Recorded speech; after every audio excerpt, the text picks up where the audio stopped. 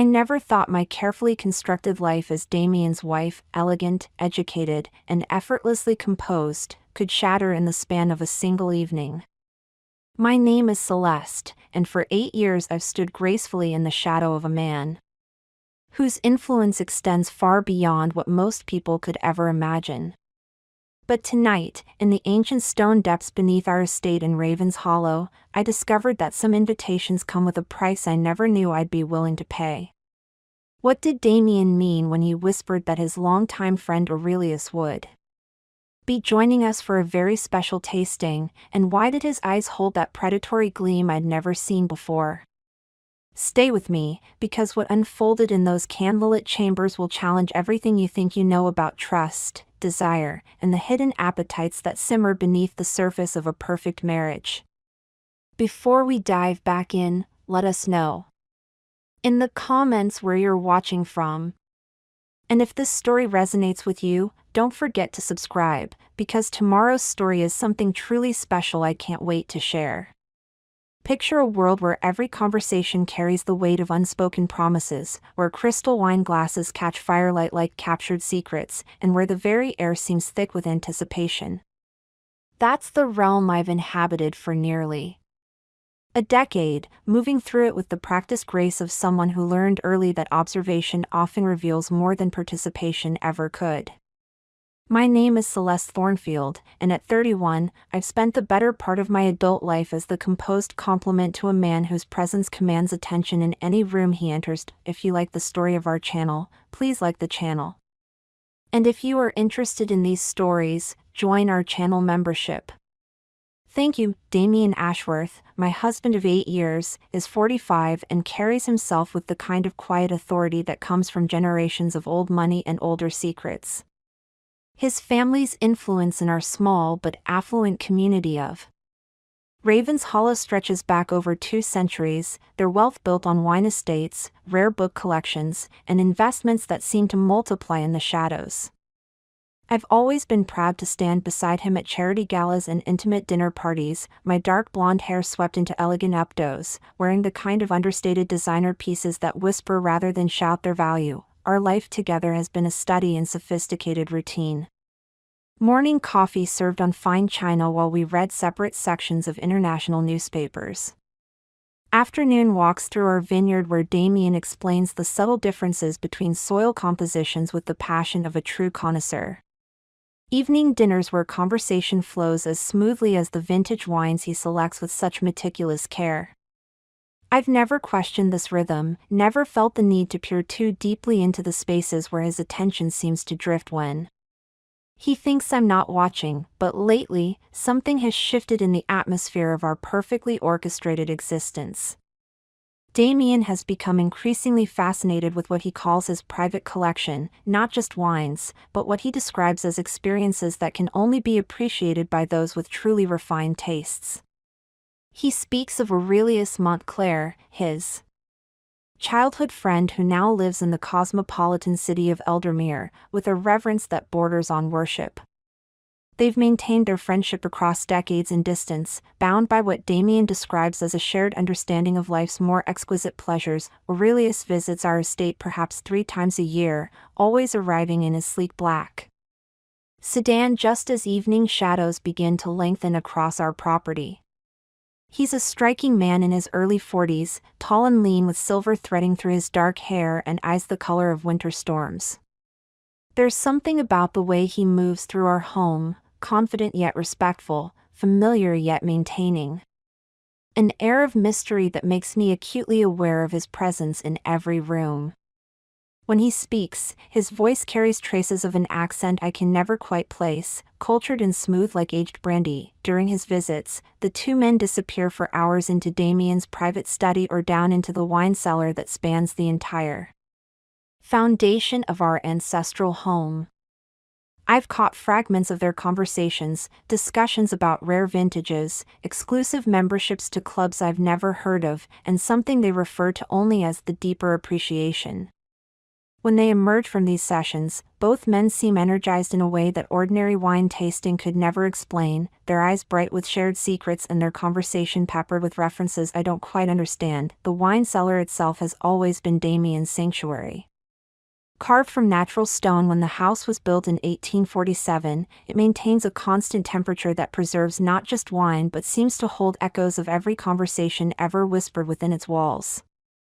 The space is larger than most people's living rooms, with alcoves that disappear into shadow and a central area where antique furniture creates intimate seating arrangements. Wrought iron chandeliers cast flickering patterns across walls lined with bottles that represent decades of careful curation, each one chosen not just for its vintage but for the story it carries. I've been down there countless times, of course, accompanying Damien when he selects wines for dinner or when he wants to show off particularly prized acquisitions to visitors. But I've always sensed that there are aspects of that space I haven't been invited to explore, corners where the shadows seem deeper and the silence more profound. Sometimes, late at night, I hear sounds drifting up through the old stone, not quite voices, but something that makes me pause at the top of the cellar stairs, my hand hesitating on the heavy wooden door. Tonight feels different from the moment Aurelius's car pulled into our circular drive. The usual warm greetings were replaced by meaningful glances and lowered voices. Damien's energy has an electric quality I've rarely seen, and Aurelius moves through our home with the confidence of someone who knows exactly what the evening holds. They've been in the study for over an hour now, their conversation occasionally rising to audible levels before dropping back to whispers that seem to carry weight far beyond their words. As I sit in our living room, pretending to read while actually straining to catch fragments of their discussion, I find myself studying my reflection in the darkened windows. My emerald green dress, Damien's choice for tonight, seems more vibrant than usual, and there's a flush in my cheeks that speaks to an anticipation I don't fully understand.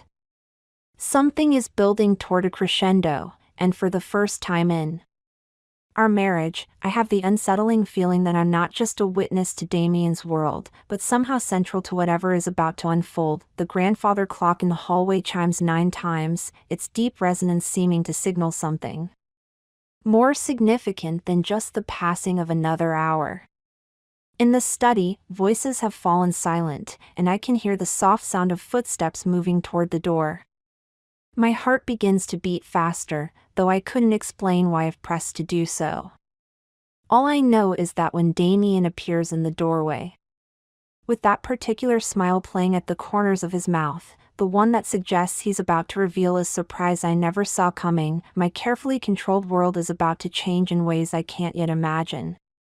"Celeste, darling," he says, his voice carrying undertones I've never heard before, "would you join Aurelius and me for a very special tasting tonight? It took a lot of care and time to prepare and narrate this for you, so if you're enjoying it, a quick subscribe really helps and means the world to us. All right, let's get back to it. Let me paint you a clearer picture of the world I've inhabited for 8 years, because understanding the foundation makes what's about to crumble all the more devastating.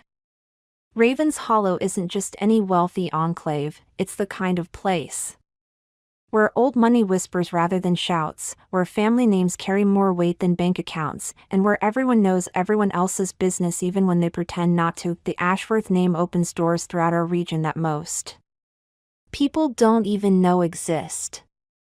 Damien's great-grandfather, Aldrich Ashworth, established the family fortune through a combination of shrewd wine investments and what the family politely calls international trade agreements.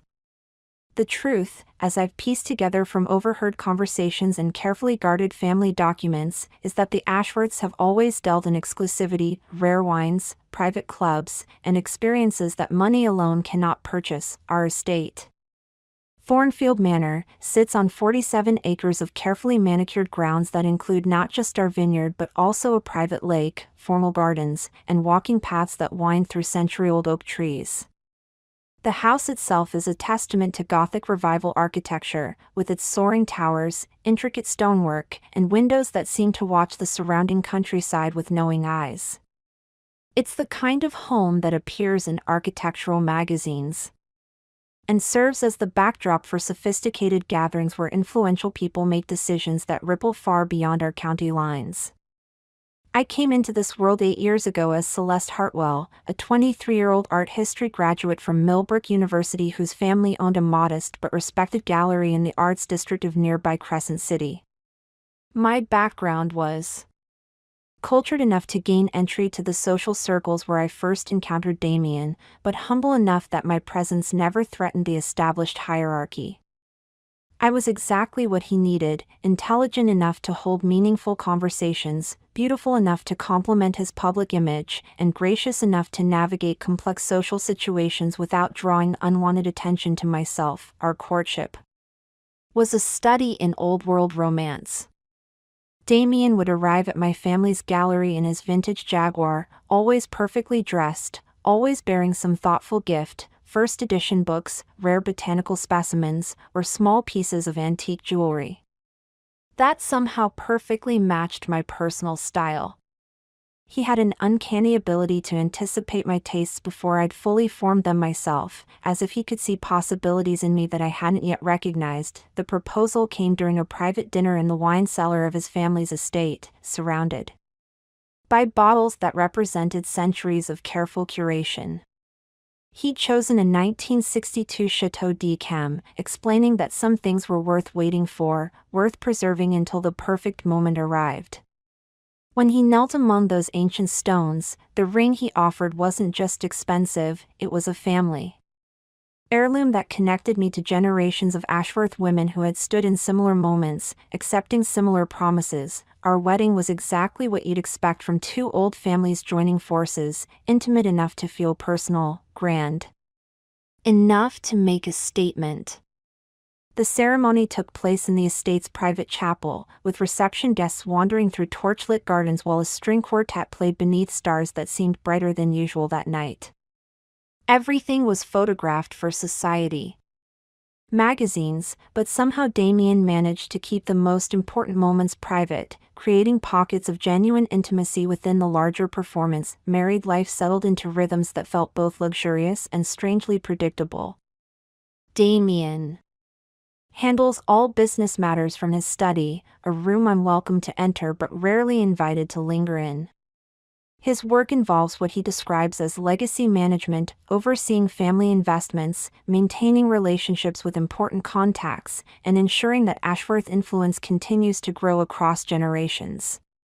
He travels frequently, sometimes to major cities like Eldermere or Kensington Falls, other times to places he describes only as private estates where like-minded individuals gather to discuss matters of mutual interest. I found my own purpose in managing the cultural aspects of our life.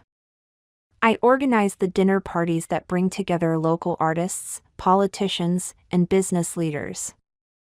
I coordinate charitable events that benefit causes close to our community's heart. I maintain relationships with gallery owners, museum curators, and private collectors who see our estate as a destination worthy of their rarest treasures. It's fulfilling work that allows me to use my education and natural social skills while supporting Damien's broader objectives, but it's Aurelius who represents the most fascinating aspect of Damien's world, the one element I've never quite been able to categorize or understand.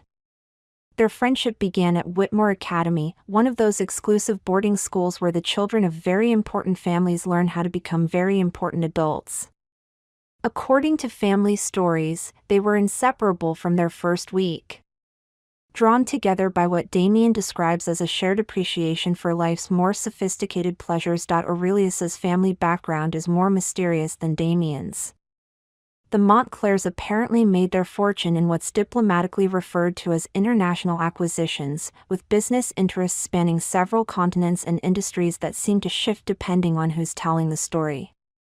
What's certain is that Aurelius moves through the world with the confidence of someone who's never encountered a door he couldn't open or a desire he couldn't fulfill. During his visits to our estate, I've observed the dynamic between the two men with growing fascination. They speak in a kind of code, referencing shared experiences and mutual acquaintances with the casual intimacy of people who've explored territories together that most people never even know exist. Their conversations are peppered with mentions of exclusive clubs, private auctions, and invitation-only events that sound like something from another century. The Crimson Circle is hosting again next month, Aurelius might mention over dinner, and Damien's eyes will brighten with interest. The Venetian collection finally became available, Damien might respond, and Aurelius will nod with understanding that clearly goes far beyond simple wine appreciation. I've learned not to ask direct questions about these references, partly because the answers always feel incomplete, but mostly because there's something thrilling about being on the periphery of something so intriguingly mysterious. Instead, I've become an expert at reading subtle signals, at understanding when their conversations are approaching topics that require more privacy than the dining room provides. The wine cellar serves as their sanctuary during these discussions. And I've noticed that they always emerge from these sessions with a particular energy that suggests they've been planning something more engaging than simple wine selection. Sometimes I catch them looking at me in a way that makes me wonder if I've somehow become part of whatever they're organizing, though neither has ever said anything to confirm this suspicion. Tonight feels different from the moment Aurelius stepped through our front door.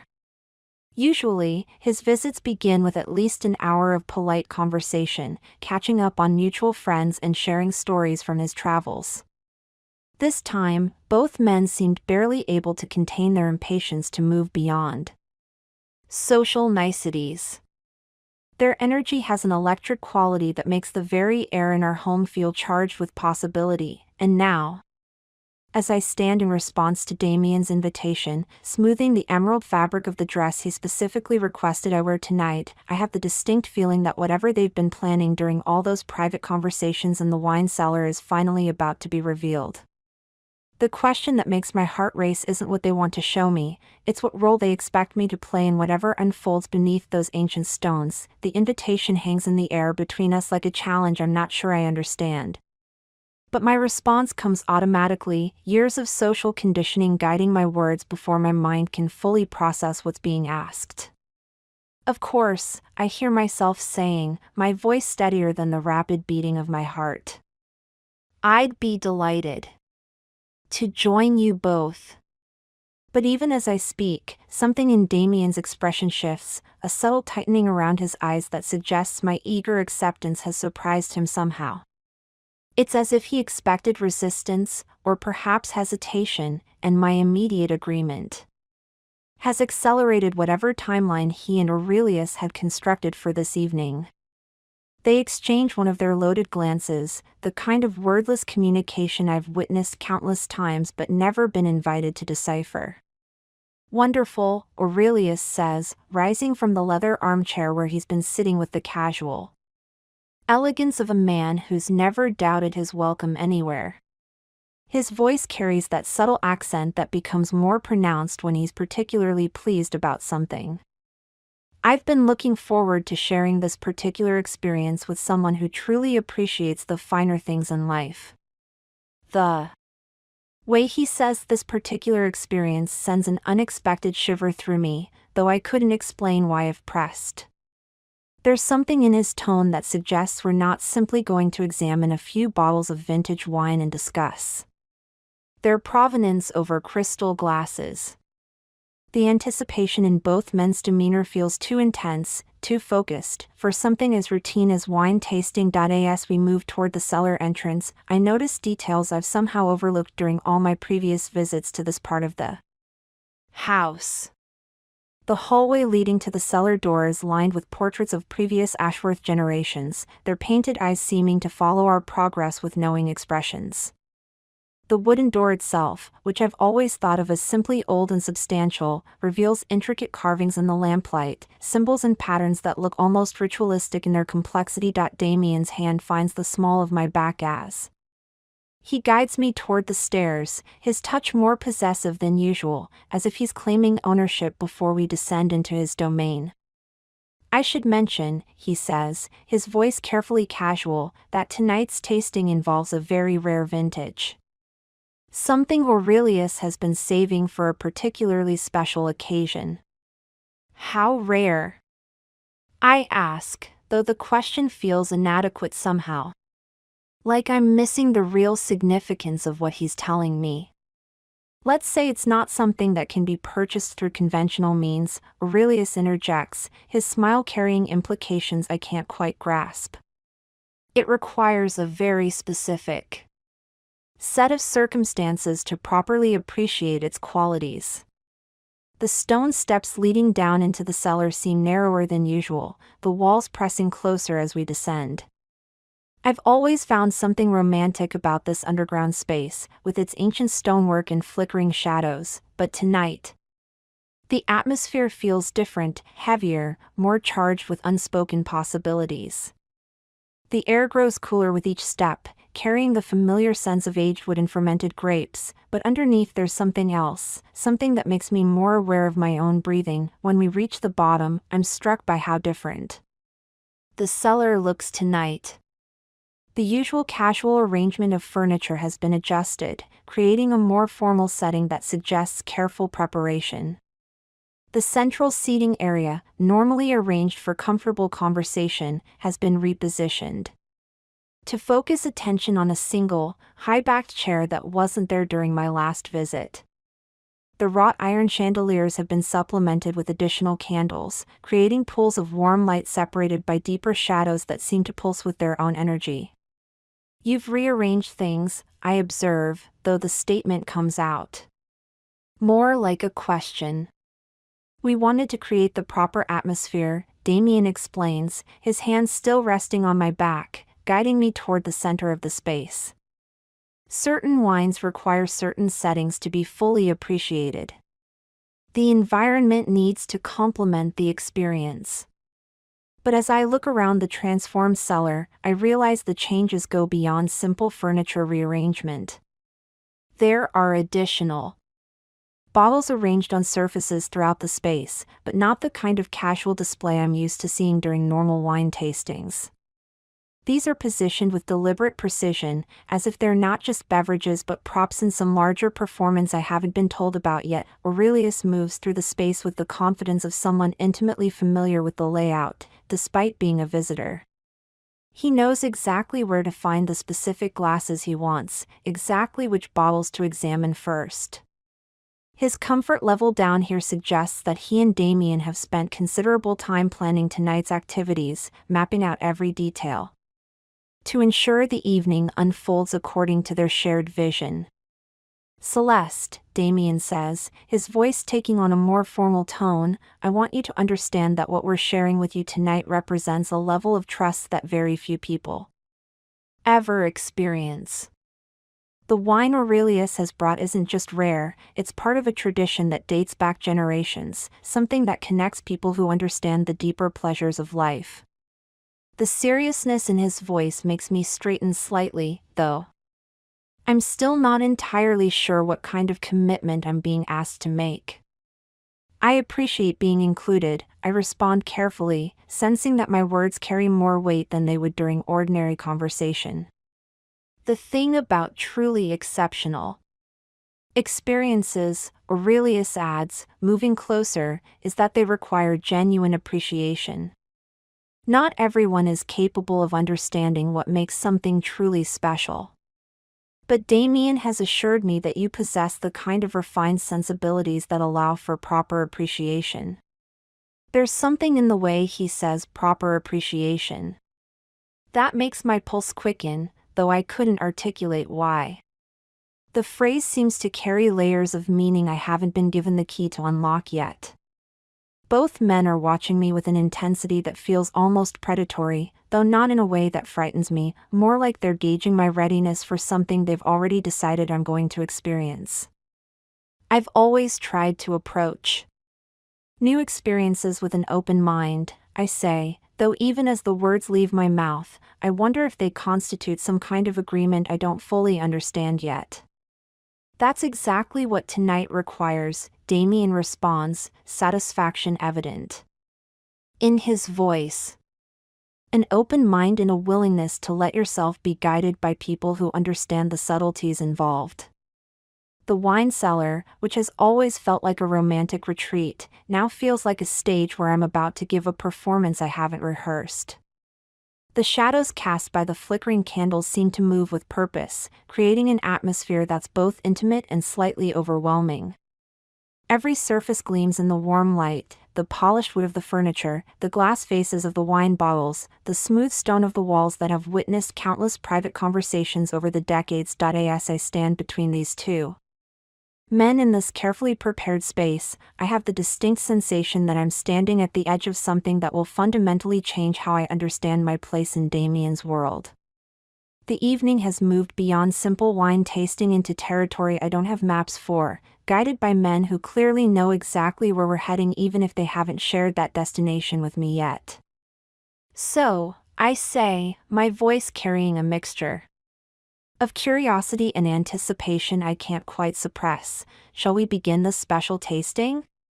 The smiles that cross both their faces in response to my question make me realize that we already have. The first thing Aurelius does is retrieve a bottle from a leather case I hadn't noticed him carrying earlier, cradling it with the kind of reverence usually reserved for religious artifacts. The glass is so dark it appears almost black in the candlelight, and there's no label, just a small wax seal embossed with a symbol I don't recognize. As he holds it up for us to see, the liquid inside seems to move with unusual viscosity, catching the flickering light in ways that make it appear almost alive. "This," he says, his voice dropping to barely above a whisper, "is from a private reserve that most people will never even know exists. The vineyard where it originated was lost to time over a century ago, and only 7 bottles remain in the world. Tonight, we open the 6th. Damien moves behind me, his presence a warmth I can feel through the silk of my dress. The last person to taste this particular vintage, he murmurs near my ear, described it as transcendent, life-changing, an experience that redefined their understanding of pleasure itself. There's something hypnotic about watching Aurelius prepare the wine. His movements are deliberate, almost ceremonial, as he selects an antique corkscrew from the array of tools laid out on the central table. The metal gleams like silver in the candlelight, its handle worn smooth by generations of use. When he begins to open the bottle, the cork yields with a soft sigh that seems to release more than just trapped air. The entire cellar fills with an aroma unlike anything I've ever encountered. It's not simply the scent of wine. There are layers beneath the obvious notes of dark fruit and aged oak, something earthier, more primal, that makes my pulse quicken without conscious thought. The fragrance seems to wrap around me like silk, making me acutely aware of my own breathing, my own heartbeat, the way the emerald fabric of my dress feels against my skin. The aroma alone is intoxicating. I breathe, surprised by how husky my own voice sounds. "That's just the beginning," Damien responds, his hands settling on my shoulders. "This wine was created using techniques that have been lost for generations. Methods that understood the connection between what we consume and what we become." Aurelius pours 3 glasses with movements that resemble ritual more than simple beverage service. The wine flows like liquid velvet, so dark it seems to absorb light rather than reflect it. He hands the first glass to me, his fingers brushing mine in a contact that lasts just a moment longer than necessary. The crystal is warm against my palm, as if the wine itself is generating heat. "Before we taste," Aurelius says, raising his own glass, "it's important to understand that this experience requires complete openness. No reservations, no holding back. The wine reveals its secrets only to those willing to surrender their preconceptions about what pleasure can be." Damien's glass joins ours in a triangle of dark crystal. "To new discoveries," he says, his eyes meeting mine with an intensity that makes my breath catch. "To trusting in experiences that push beyond conventional boundaries."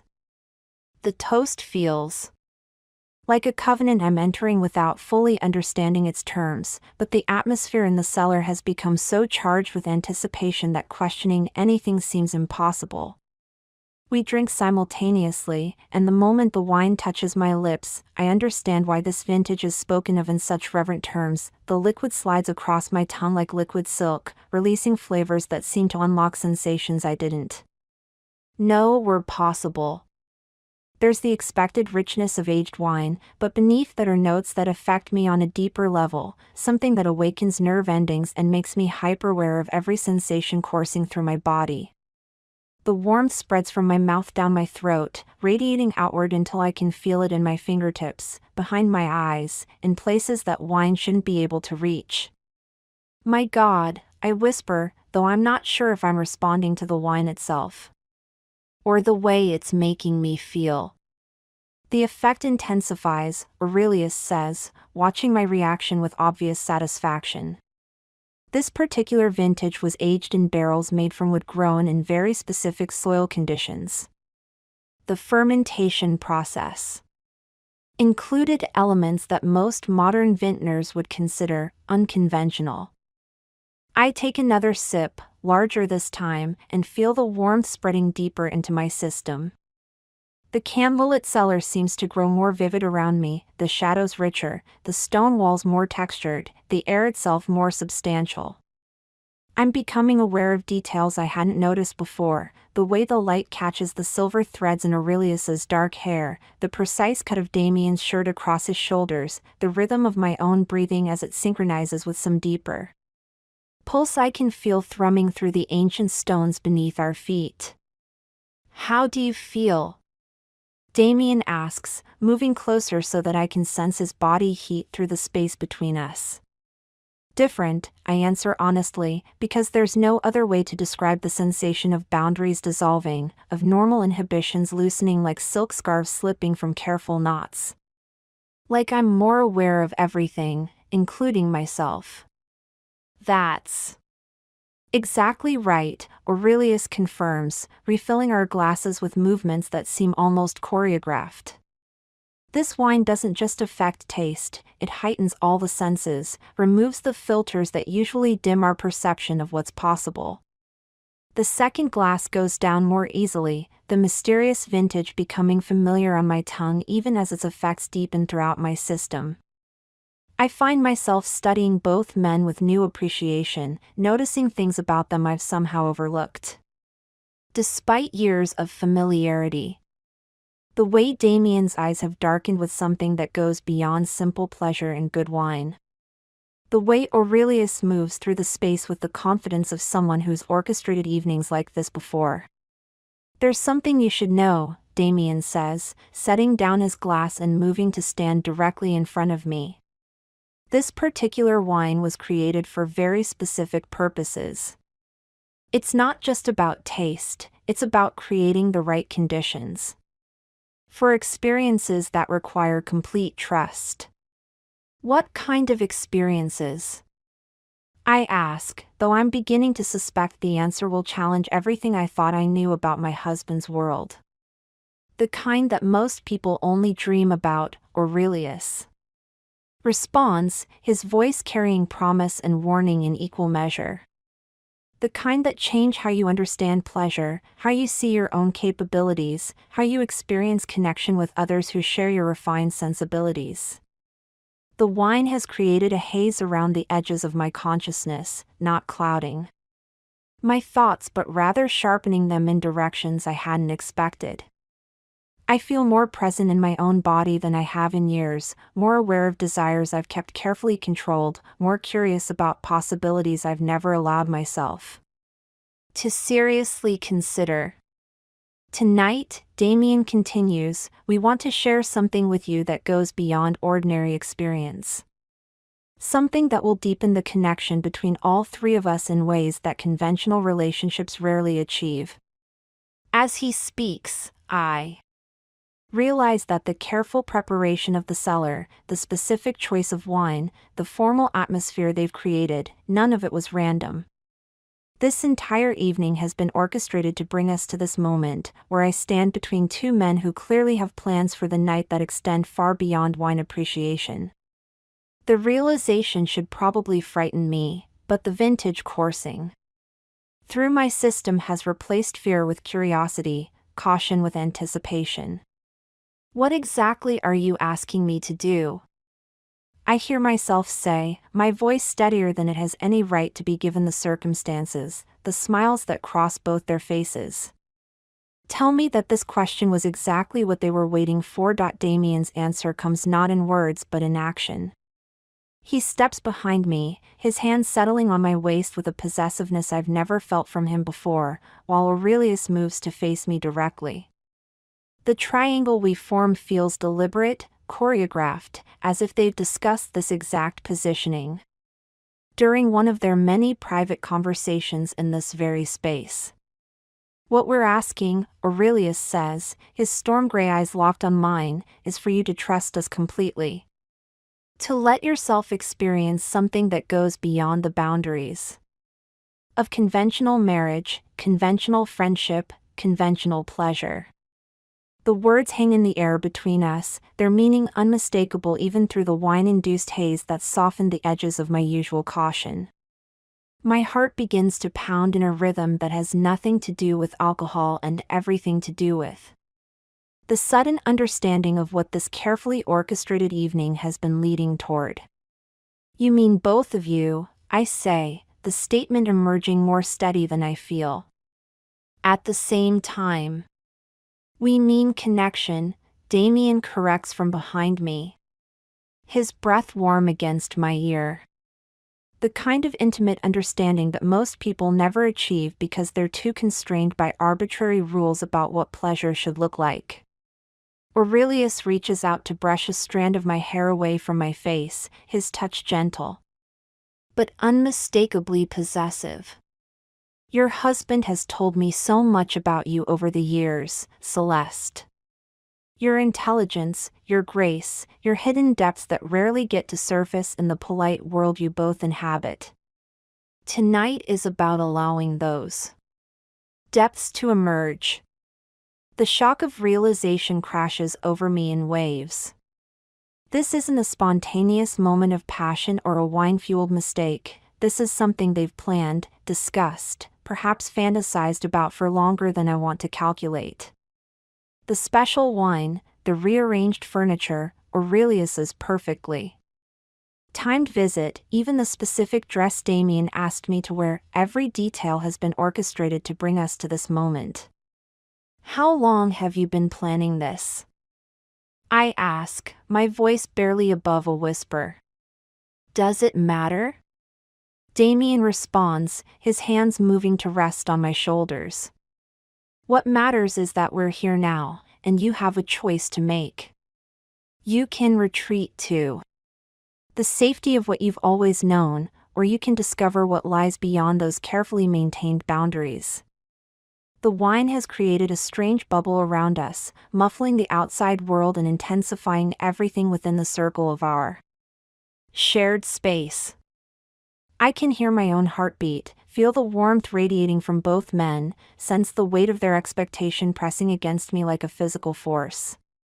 The logical part of my mind is screaming warnings about marriage vows and social conventions, and the impossibility of coming back from whatever threshold we're approaching. But there's another part of me, awakened by the mysterious vintage and years of unacknowledged curiosity about the hidden aspects of Damien's world, that's responding to the proposition with an excitement I didn't know I was capable of feeling. This is why you brought that particular wine, I realize aloud. To make this easier. To make this possible, Aurelius corrects. The wine doesn't create desires that don't already exist, it simply removes the barriers that prevent us from acknowledging what we really want. He's close enough now that I can see the flecks of silver in his gray eyes, can smell the subtle cologne that mingles with his natural scent and the lingering aroma of the wine on his breath. Behind me, Damien's presence is solid and reassuring, but also predatory in a way I've never experienced from him before. I'm caught between them like prey that's just beginning to understand it's been hunted. And what do I want? I ask, though. I'm afraid I already know the answer. You want to feel desired, Damien says, his lips brushing against my ear as he speaks. Really desired, by men who appreciate not just your beauty but your complexity, your intelligence, your capacity for experiences that go beyond what most people ever dare to explore. You want to discover who you really are when all the rules disappear, Aurelius adds, stepping closer so that I can feel the heat from his body. When you're free to respond to your deepest impulses without worrying about what society expects from the perfect wife. Their words hit me like physical touches, awakening responses in places I didn't realize were connected to desire. The wine has made everything more intense. The candlelight seems brighter, the air seems thicker, my own skin seems more sensitive to every sensation. When Aurelius reaches out to trace the line of my jaw with one finger, the contact sends electricity through my entire nervous system.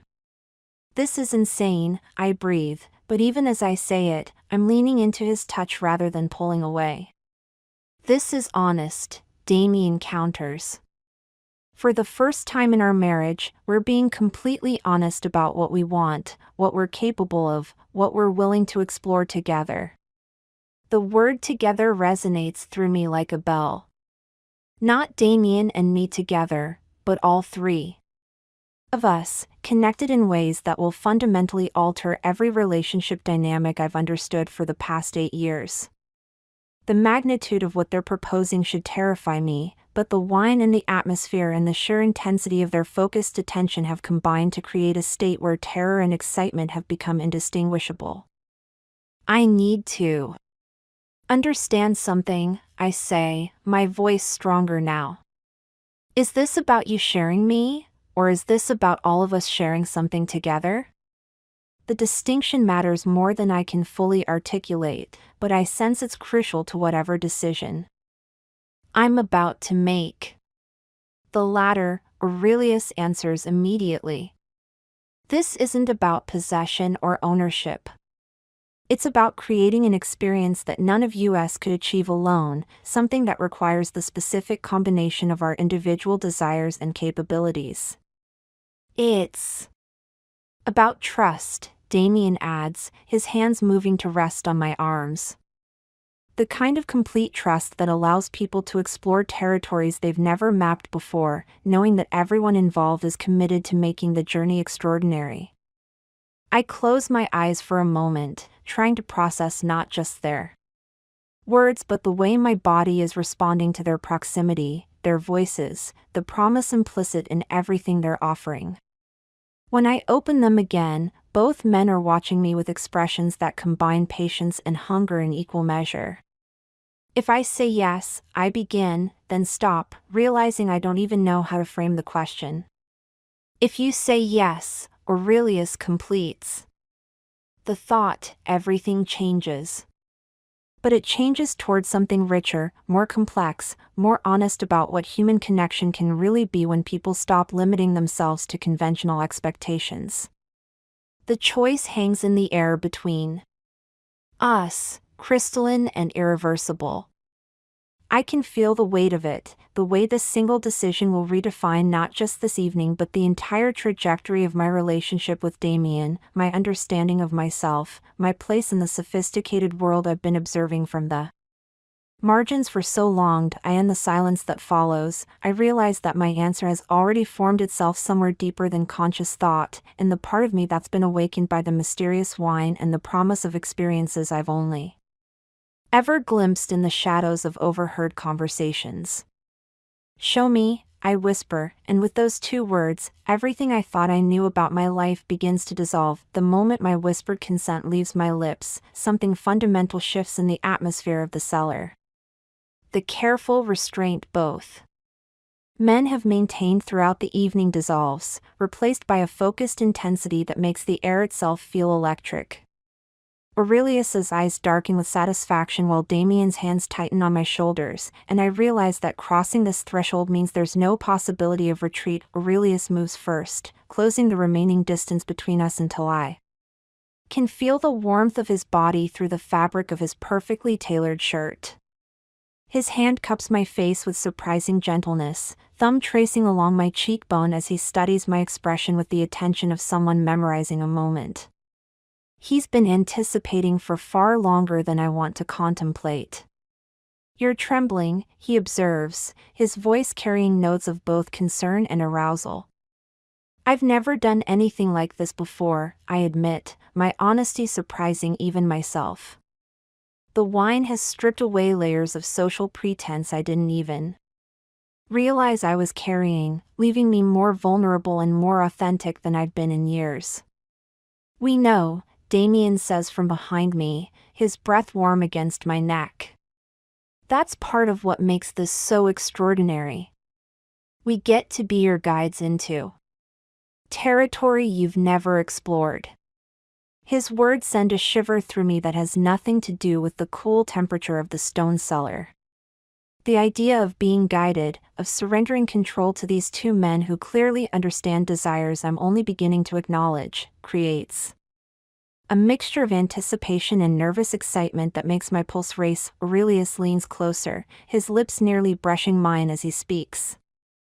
"The key is to stop thinking and start feeling. Let your body tell you what it wants instead of letting your mind catalog all the reasons you should resist." When he finally kisses me, it's with a deliberateness that makes clear this isn't a moment of passion overwhelming good judgment. This is a conscious choice to step into forbidden territory with full awareness of the consequences. His lips are warm and insistent, tasting of the mysterious wine and something uniquely his own. The kiss deepens gradually, giving me time to adjust to the reality of being intimate with someone other than my husband while my husband's hands rest possessively on my body. The cognitive dissonance should be overwhelming, but instead I find myself responding with an eagerness that surprises me. When Aurelius's tongue meets mine, I don't pull away, I lean into the contact, my body apparently more ready for this exploration than my mind had been willing to admit. Damien's lips find the sensitive spot where my neck meets my shoulder, his familiar touch now carrying new significance in this transformed context. I've felt his mouth on my skin countless times over 8 years of marriage, but never while another man's hands were exploring the curve of my waist, never while conscious that I'm being shared between two sets of desires that have been coordinating for my pleasure. "How does it feel?" Damien murmurs against my throat, his question carrying genuine curiosity about my psychological state as much as my physical responses. "Overwhelming," I breathe, though the word doesn't capture the complexity of sensations coursing through me. Like I'm discovering parts of myself I didn't know existed.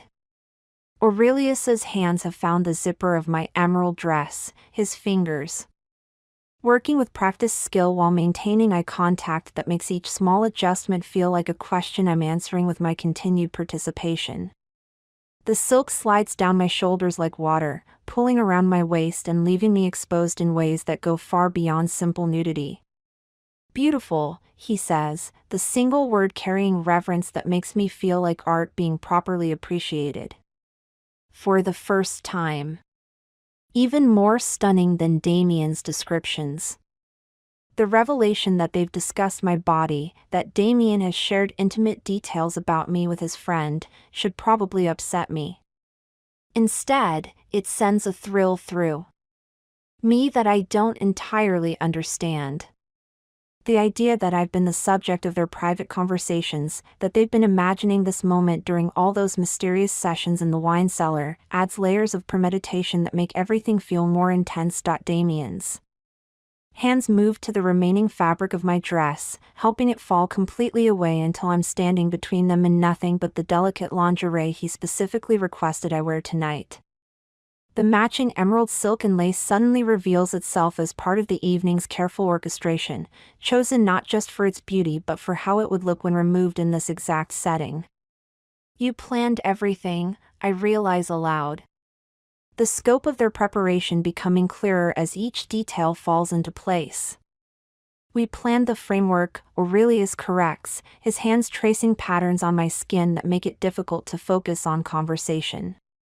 What happens within that framework depends entirely on your responses, your desires, what you discover you want as we explore together. The distinction matters more than I initially realize. They haven't scripted my seduction, they've created optimal conditions for authentic discovery of what I'm capable of feeling, what boundaries I'm willing to cross, what pleasures I'm ready to claim for myself. When Damien's fingers work at the clasp of my bra, the sensation of his familiar touch, combining with Aurelius's unfamiliar caresses, creates a sensory overload that makes rational thought increasingly impossible. The wine's effects have deepened, creating a haze where physical sensation becomes the primary source of information about what's happening to me. I want you to tell us what feels good, Damien instructs, his voice carrying the authority I'm used to hearing in his business dealings but now directed toward orchestrating my pleasure. Don't think about what you should want, just tell us what you actually want. The request requires a level of honesty I've never practiced, even in our most intimate moments as a married couple. But something about the combination of the wine, the atmosphere, and the surreal nature of being desired by two men simultaneously makes that honesty feel not just possible but necessary. I want to feel desired by both of you, I hear myself saying, the words emerging from some deeper place. Then conscious decision. I want to know what it's like to be the center of attention for two people who understand pleasure in ways I'm just beginning to discover. Aurelius's smile in response to my confession carries satisfaction and promise in equal measure. Then, that's exactly what you'll experience, he says, his hands moving with increased confidence across skin that's becoming more sensitive with each passing moment. The ancient stones of the cellar seem to pulse with energy as old as the building itself, as if these walls have witnessed similar moments of transformation and surrender across the generations of Ashworth family history.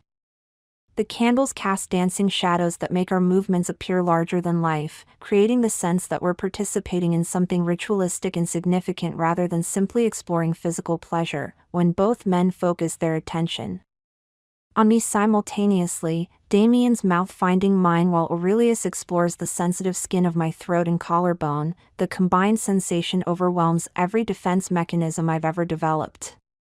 My body responds with an intensity that makes clear how much I've been holding back during years of conventional intimacy, how much capacity for pleasure I've been denying myself through adherence to expectations about what married women should want. This is just the beginning, Damien whispers against my lips, his promise carrying implications that make my heart race with anticipation and nervousness. We have all night to discover exactly what you're capable of experiencing. As their hands continue their exploration of my increasingly responsive body, I realize that whatever I thought I knew about desire, about pleasure, about the limits of what I could feel or want, is about to be completely redefined by what unfolds. In this candlelit space beneath our ancestral home, time becomes fluid in the hours that follow, marked not by clock hands but by the gradual shift from exploration to satiation, from nervous anticipation to profound exhaustion. When we finally separate, my body feels like it belongs to someone else entirely, hypersensitive and simultaneously drained, awakened to sensations I never knew were possible yet overwhelmed by the intensity of what I've experienced. The wine cellar, which had felt like a sanctuary of pleasure just hours ago, now seems almost sacred in its aftermath. The candles have burned lower, casting longer shadows across stone walls that feel like they've absorbed our secrets and will hold them forever within their ancient depths. I find myself wrapped in Damien's shirt, the familiar scent of his cologne. Now carrying entirely new associations with the evening's revelations, Aurelius moves through the space with the casual grace of someone completely comfortable in his own skin, apparently unaffected by the magnitude of what we've shared. He's already dressed, his dark hair only slightly mussed, looking like he could walk into any social gathering without revealing what transpired in these underground chambers. Only his eyes betray the satisfaction of someone who has achieved Exactly what he set out to accomplish. How do you feel? Damien asks, settling beside me on the antique sofa where we've arranged ourselves in the aftermath. His arm wraps around my shoulders with familiar possessiveness, but there's something different in his touch now, a deeper claiming that speaks to shared experience rather than simple ownership. Changed, I answer honestly, because there's no other word that captures the fundamental shift I can feel in every cell of my body. Like I've crossed a line I can never uncross, discovered capabilities I didn't know I had. The truth is more complex than that simple admission. I feel simultaneously empowered and vulnerable, satisfied and somehow hungry for more, proud of my boldness and shocked by my own capacity for abandoning every principle I thought defined me.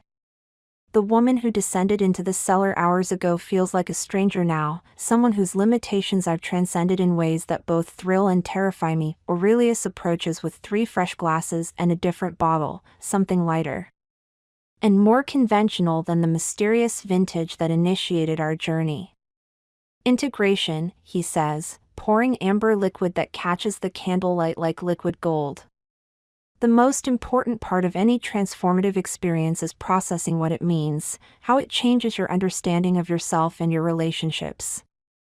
I accept the glass gratefully, though my hands are still trembling slightly with residual sensitivity. The wine, if it can be called something so ordinary, tastes crisp and clean, washing away the lingering effects of whatever potent vintage had lowered my inhibitions and opened doorways I hadn't known existed within myself. This isn't the first time you've done this, I observe, looking between both men with newfound clarity. This evening, this entire scenario, you've orchestrated similar experiences before. Not similar, Damien corrects, his fingers tracing patterns on my bare shoulder. This was specifically for you, designed around your particular psychology, your specific desires and resistances. But yes, Aurelius and I have explored these territories together in other contexts, with other people who were ready for this kind of expansion. The revelation should probably disturb me, but instead it creates a strange sense of relief. I'm not the first person they've guided through this kind of transformation, which means they understood what they were doing, knew how to create safe passage through experiences that could have been devastating in less experienced hands. The Crimson Circle, I say, remembering fragments of overheard conversations. That's what this is about, isn't it? These gatherings you've mentioned, these exclusive events, they're all connected to this kind of exploration. Aurelius nods, settling into the chair opposite us with his own glass. The circle brings together people who understand that pleasure has depths most individuals never explore, that intimacy can transcend conventional boundaries when approached with proper respect and preparation. Tonight was, in many ways, your audition. Audition for what? The question emerges automatically, though I suspect I already know the answer. For a world that exists parallel to the one you've been living in, Damien explains. A community of people who've chosen to expand their understanding of what human connection can be, what experiences are possible when you're not constrained by ordinary social expectations. I think about the careful preparation that went into this evening, the specific wine chosen to facilitate my journey, the way both men seemed to understand exactly how to guide me through territory I'd never navigated. The sophistication of their approach suggests an entire network of people who've developed expertise in these kinds of transformations. And if I want to explore that world further? I ask, surprising myself with the directness of the question. Then doors will open, Aurelius responds, his smile carrying promise and warning in equal measure. But understand that once you've been initiated into these circles, there's an expectation of discretion, of commitment to the community's values and protection of its secrets. The weight of what he's describing settles over me like a silk cloak, luxurious and beautiful, but also binding in ways I'm still learning to understand. I'm being offered entry into a hidden society that operates according to rules I don't fully comprehend yet, built around pleasures I've only begun to discover. What would that look like practically?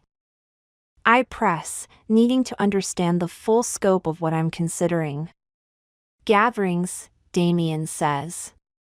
Private estates where like-minded couples and individuals explore various forms of connection and pleasure.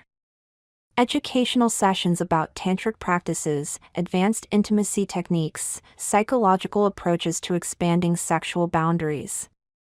Travel to international locations where these communities intersect.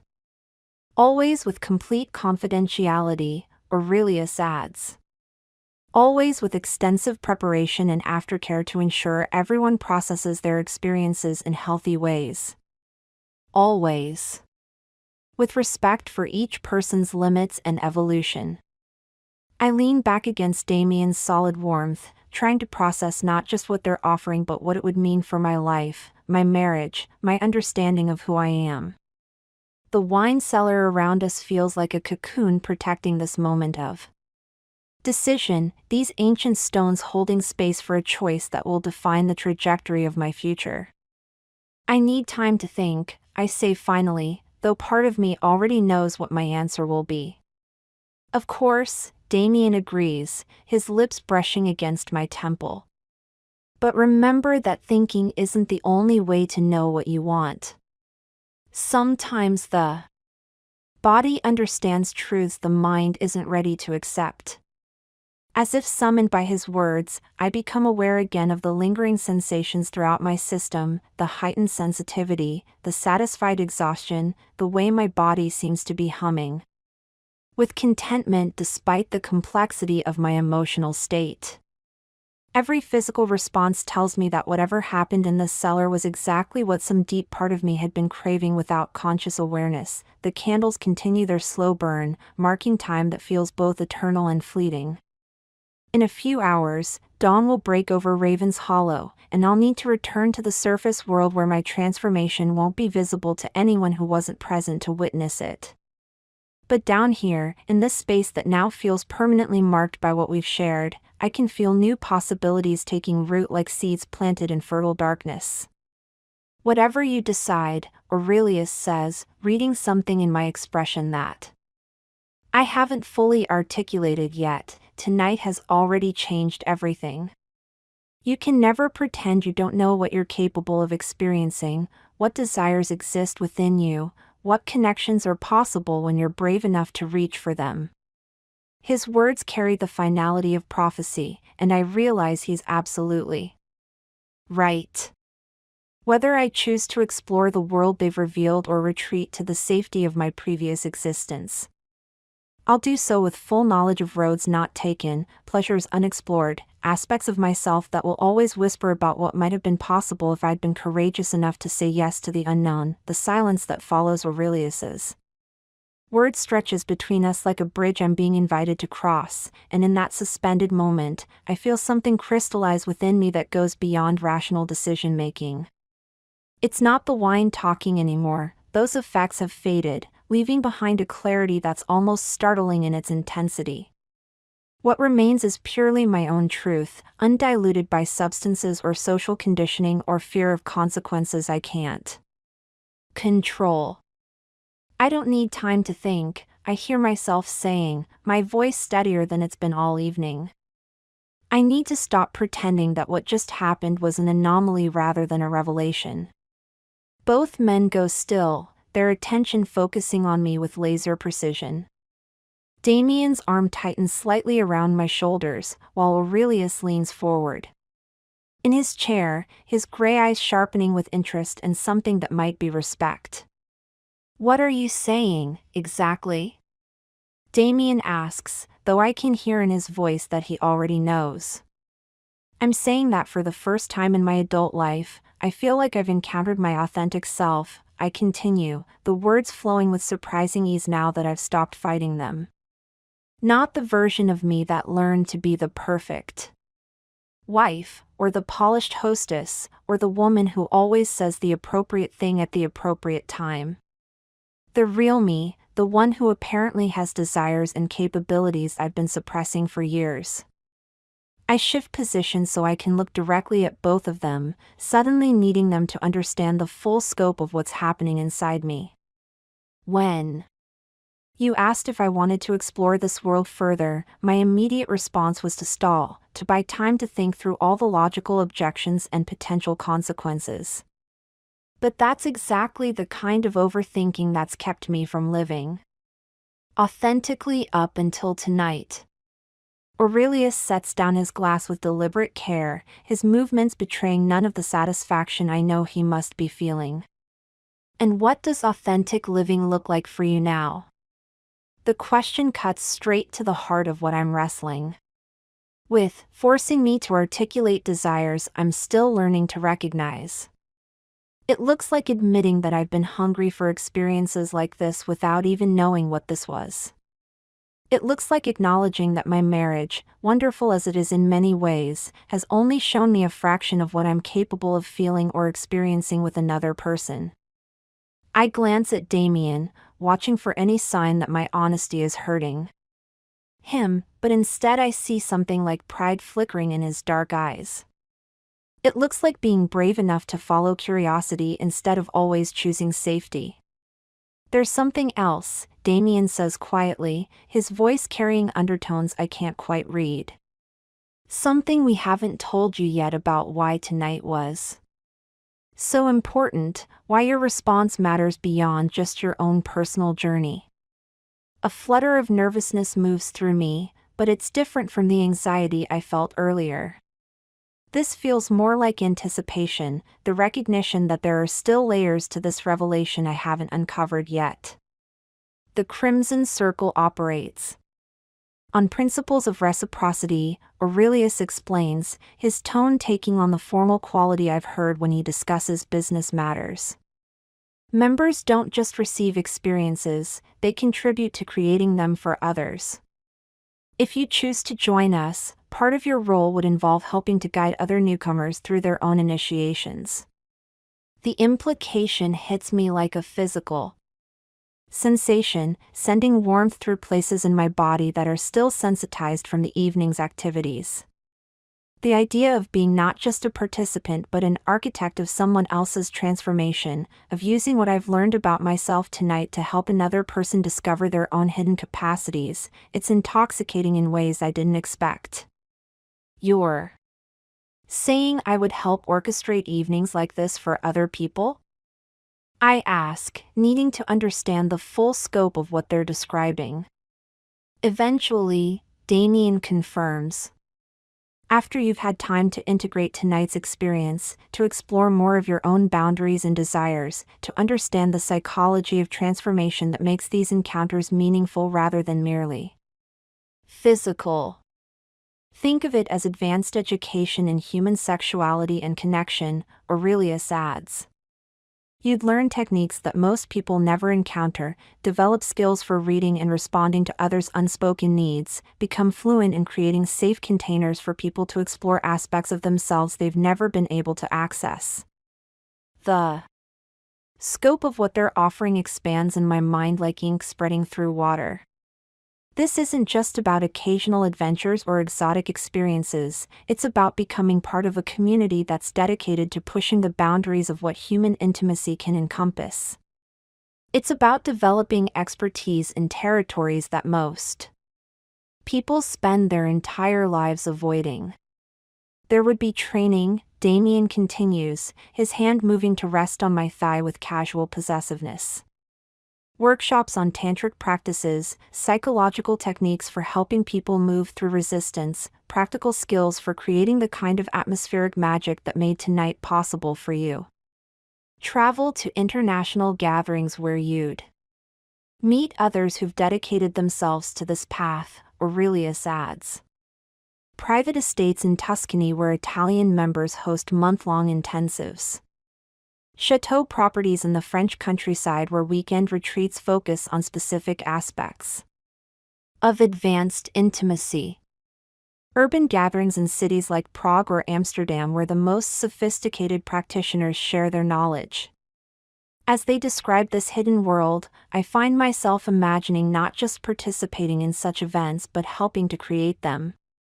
The woman who descended into the cellar tonight was curious but passive, guided through experiences designed by others. The woman I'm becoming could be someone who designs those experiences, who understands enough about human psychology and desire to help others navigate their own transformations. What would this mean for our marriage? I asked Damien directly, needing to understand how our relationship would evolve within this new framework. It would mean our marriage becomes deeper and more honest than most people ever achieve, he responds, without hesitation. Instead of pretending we don't have desires beyond each other, we'd be creating space for those desires while maintaining our primary bond. Instead of growing stagnant over decades, we'd be constantly discovering new aspects of ourselves and each other. It would mean you'd have access to experiences and connections that would keep you growing as a person indefinitely, Aurelius adds. Most marriages calcify over time because people run out of new territories to explore together. This ensures that never happens. I lean back against the sofa cushions, feeling the ancient stones of the cellar around us like protective walls that have sheltered countless conversations about desire and transformation. The weight of the decision I'm making settles over me, but it doesn't feel heavy. It feels like finally accepting gravity after floating in space for years. I want to learn, I say simply, the words emerging from somewhere deeper than conscious thought. I want to understand how to create experiences like this for other people. I want to become someone who can guide others through the kind of transformation I've experienced tonight. The smiles that cross both men's faces carry satisfaction and something that looks like genuine affection. Not just desire or conquest, but appreciation for someone who's proven capable of growth beyond what they might have hoped for. Then we begin your real education, Aurelius says, raising his glass in a toast that feels like the beginning of everything rather than the end of an evening. As we drink to whatever comes next, I realize that accepting their invitation means accepting responsibility for my own continued evolution, for pushing my own boundaries indefinitely, for becoming someone who can hold space for others to discover their own hidden depths. It's thrilling and terrifying and absolutely right in ways I couldn't have imagined when I first ascended these stairs hours ago. 3 weeks later, I stand in the morning light streaming through the tall windows of our bedroom, watching Damien select a tie for today's business meetings, and I'm struck by how completely ordinary this moment appears despite the seismic shifts that have occurred in every aspect of my existence. To any observer, we would look exactly like the sophisticated married couple we've always been, him preparing for another day of managing Ashworth family interests, me planning the cultural events that maintain our social position in Ravens Hollow. But beneath the surface of this familiar routine, everything has changed in ways that both thrill and challenge me daily. The woman who descended into that wine cellar 3 weeks ago was curious but constrained, living within boundaries she'd never consciously chosen to examine. The woman I've become moves through the world with a different kind of awareness, conscious of desires and capabilities that color every interaction, every decision, every moment of my carefully orchestrated life. The transformation hasn't been without complications. Some mornings I wake up disoriented, as if I'm inhabiting someone else's body, someone whose capacity for pleasure and connection extends far beyond what I'd previously imagined possible. Other days, I catch myself moving through social situations with a secret knowledge that feels like carrying fire in my chest, dangerous and exhilarating and impossible to ignore. Yesterday, I hosted a charity luncheon for the Ravens Hollow Arts Foundation, the same kind of event I've organized dozens of times over the years. But this time, as I moved through conversations with local philanthropists and gallery owners, I found myself studying people with new eyes. Which of these perfectly respectable community leaders might harbor desires they've never acknowledged? Which marriages might benefit from the kind of honest exploration Damien and I have embarked upon?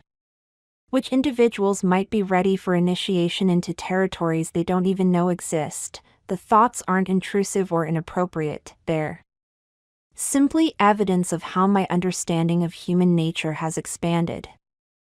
I see possibilities now where I once saw only surfaces, recognize the signs of people who might be ready for deeper experiences if they were approached with the right combination of discretion and invitation.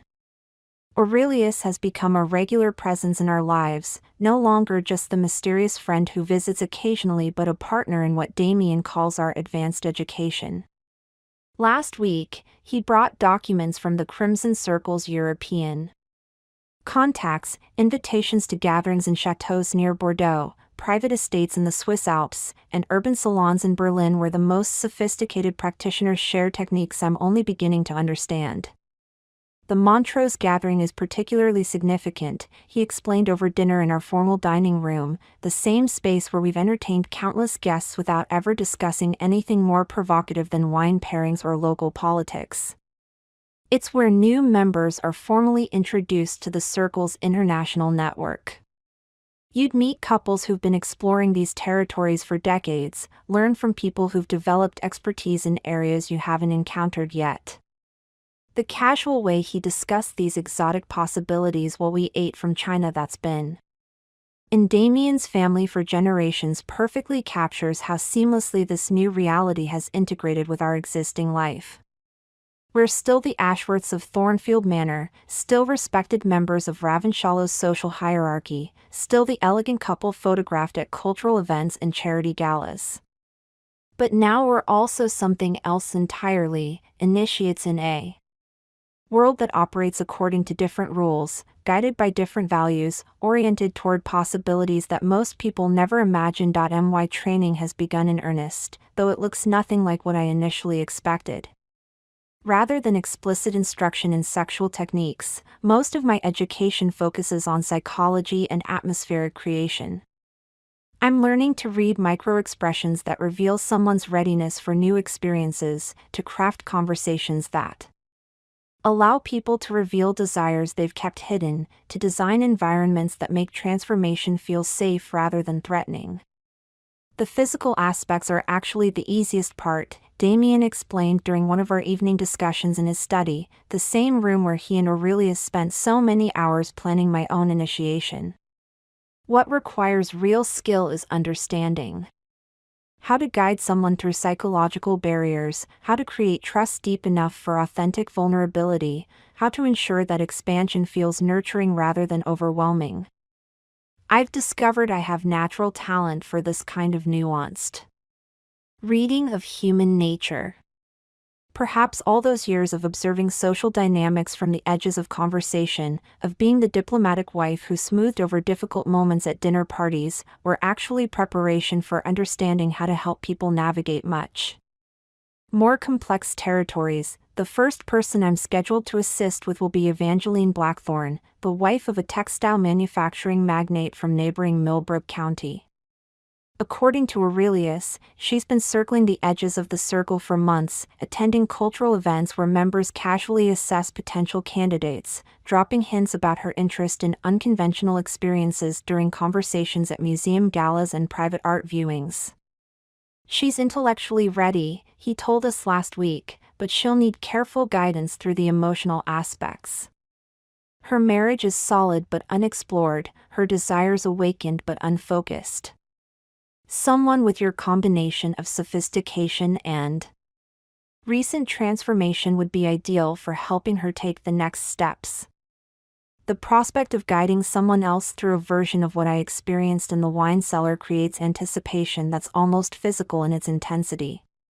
Not just because I'm curious about Evangeline's specific journey, but because I'm eager to test my developing skills, to discover whether I can create for someone else the kind of safe passage through transformation that Damien and Aurelius created. For me, this morning, as I select jewelry for today's gallery opening, an event where Evangeline will be among the guests, I'm acutely aware that I'm not just choosing accessories but preparing for a kind of performance. Every detail of my appearance, every word I speak, every gesture I make will be calibrated to communicate sophistication, trustworthiness, and the subtle suggestion that extraordinary experiences are possible for those brave enough to reach for them. The emerald earrings I choose catch the light like the wine that initiated my own transformation, reminding me of how much can change in a single evening when the right elements combine with perfect timing. Tonight, I might help someone else discover capabilities they never knew they possessed, desires they've been suppressing, connections that could redefine their understanding of pleasure and intimacy. As I fasten the earrings, I catch my reflection in the antique mirror that's hung in this bedroom for generations of Ashworth women.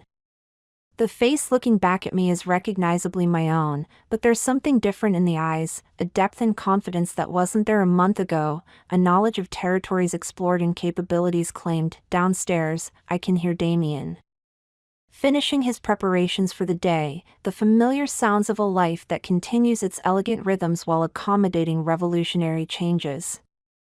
In a few hours, Aurelius will join us for the gallery opening, the three of us moving through Ravensshallow's cultural elite with the easy sophistication we've always displayed, but now carrying secrets that add electricity to every interaction. The woman in the mirror smiles back at me, and in that expression I see not just satisfaction with what I've discovered about myself, but anticipation for all the discoveries still to come.